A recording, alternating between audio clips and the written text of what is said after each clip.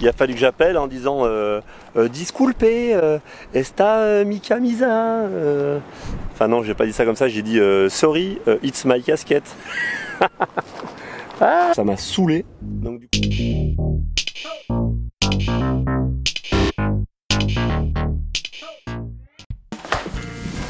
Qu'est-ce qu'il y a d'autre dont j'ai besoin pour la session? Le casque. Hop. Je vais utiliser ça. Allez, on va essayer d'être méthodique pour préparer le matériel rapidement. Parce que je suis tout seul là, il faut que j'essaie d'être le plus efficace possible. Ok, donc j'emmène avec moi.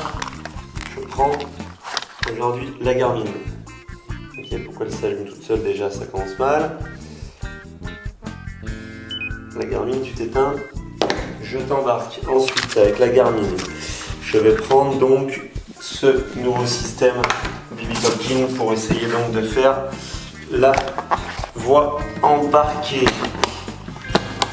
Du côté des GoPro, on va mettre cette GoPro là dans les lignes.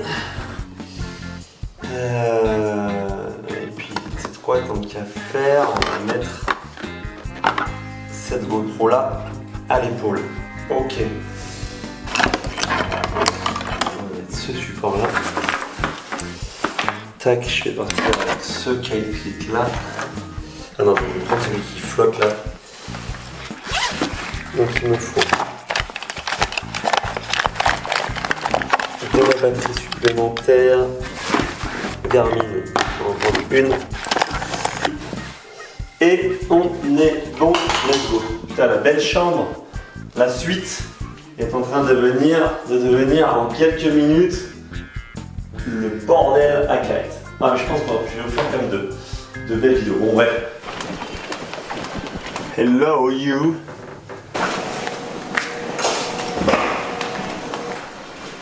Alors là c'est toujours le suspense.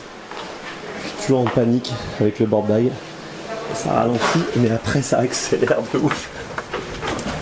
Et merde, ça y est, je suis coincé. Ah ouais.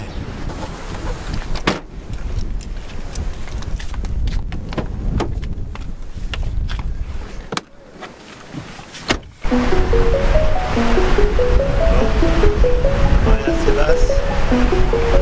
Pas mal de coups, enfin, je sais pas si c'est pas Iwan.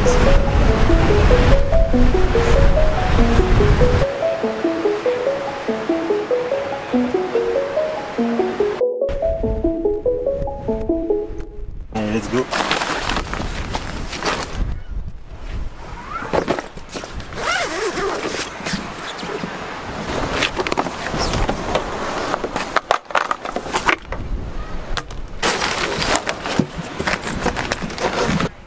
Bon, ça y est, les problèmes de logistique qui vont commencer. J'ai oublié les caméras, j'ai tout chargé, machin, j'ai oublié les caméras à l'hôtel.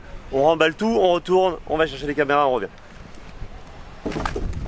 Je trouvais qu'au Monténard c'était lourd la logistique, mais on était deux. Là, la logistique tout seul, recharger toutes les caméras, vérifier que les cartes soient bonnes, décharger, t'es bon, t'as bien mis là, tu connectes là, tu prépares le matos, c'est ultra lourd, du coup bah, ça passe.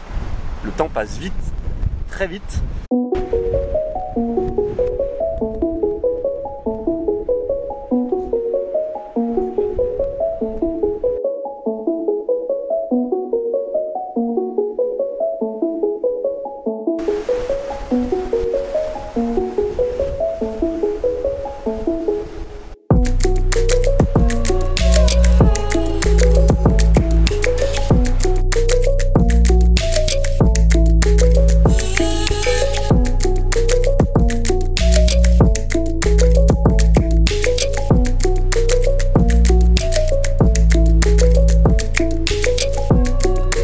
Définitivement difficile avec les windsurfers. Je me suis encore fait gueuler dessus 2 fois alors que vraiment je suis en dehors de la zone windsurf. J'ai même demandé à un gars, je lui ai dit bah, c'est quoi l'alignement du windsurf, parce que en gros juste à El Cabeço, juste en face d'un petit bistrot, il y a marqué que c'est interdit au kite.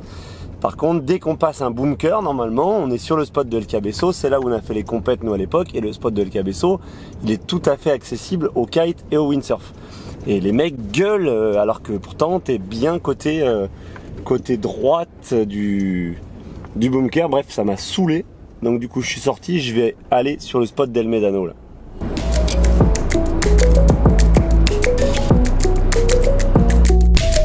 Ah bah tiens, quand on en parle. Oh oui, vidéo animales en la playa.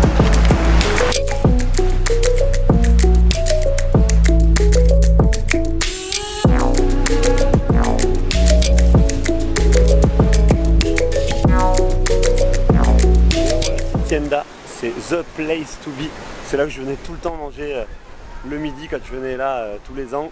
C'est tenu par une Française, Pénélope, qui kite, qui fait du windsurf. On a fait plusieurs trips ensemble, on a été même au Pérou ensemble. C'est une super bonne rideuse de vagues. Je vais juste aller voir si c'est toujours elle qui tient la tienda ou pas. Et par ici.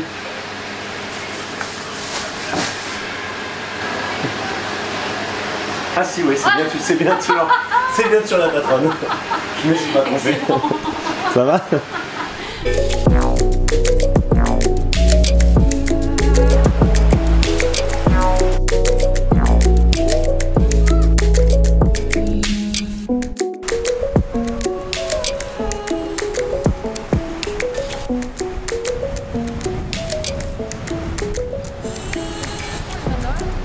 Bon, la marée descend sur le spot. Ce que je vais faire, c'est que je vais monter tout de suite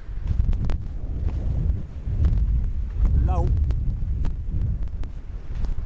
pour essayer de faire des images avec les kites en dessous, etc. Et je reviendrai rider au coucher de soleil quand il y aura moins de monde, parce que là, la baie est petite. Il n'y a pas beaucoup de kites, mais il y en a 7-8.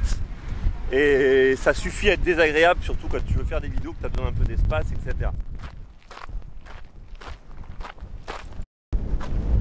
Alors, Playa de la Tirita, par ici, Playa Leoquido Machado, donc ça c'est le spot de kite. La Montana Roja, celle-ci effectivement est rouge. Et la Montana Bossi Negro. C'est pas beau? Et si, c'est beau. Donc là, ce qu'on voit au premier plan juste là, ça c'est le spot que je vous ai présenté de El Médano. Là, la petite barre blanche, c'est les vagues de El Muelle. C'est le long en gros de la digue d'El Médano. Et juste derrière là, c'est El Cabeço. Au passage, pour ceux qui se demandent comment se fait que Pierre n'était pas du voyage, ben en fait il est resté pour nos chers membres club. Et ouais, parce que si jamais le vent se lève, ben il faut qu'il y ait quelqu'un qui soit là pour les clubs, pour leur mettre le matos à dispo et assurer toute la logistique s'ils voulaient rider.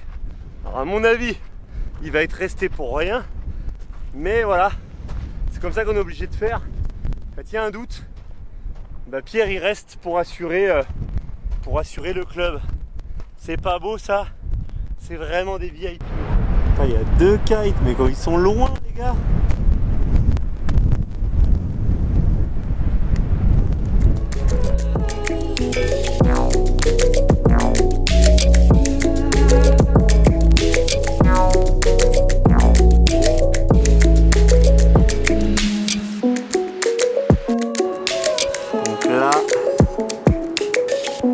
Voilà le village.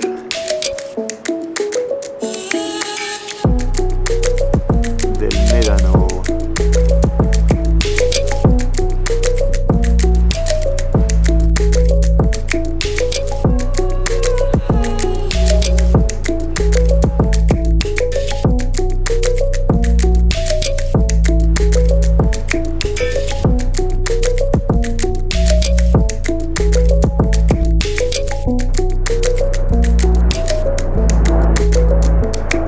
Qu'est-ce que vous en pensez? Vous croyez que j'attire les voleurs ou quoi? Je me suis fait carjacker la casquette LAB. Bon, je sais, casquette LAB, Lapstar, belle casquette disponible sur Sun District. Oh, joli! Il a casé la casquette. Je l'avais mise là. Je J'étais en train de shooter juste là. Il y avait 2 personnes qui sont là, qui sont arrivées, qui se sont barrées avec. Il a fallu que j'appelle en disant disculpe, esta mi camisa. Enfin non, j'ai pas dit ça comme ça, j'ai dit sorry, it's my casquette. Ah là là là là là là là.